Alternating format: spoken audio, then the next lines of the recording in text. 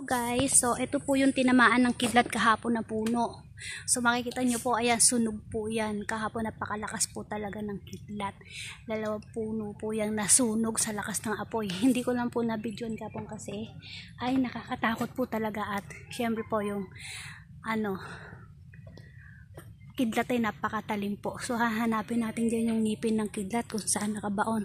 Sa parting taas po na yun eh. Doon talaga sumiklat. Tapos tumilsik yung baga niya. Paikot dito. So yan po. Tignan nyo. 3 puno po yung nasunog na yan sa pagtama ng kidlat kahapon. Sobrang talim. So ayan po. Hahanapin lang po natin yung ngipin o pangil ng kidlat dyan para maging pang natin, magamit natin pandepensa. Yan, napakalakas po ng kidlat talaga dyan kahapon. Napakalakas ng pilansik ng mga baga at apoy.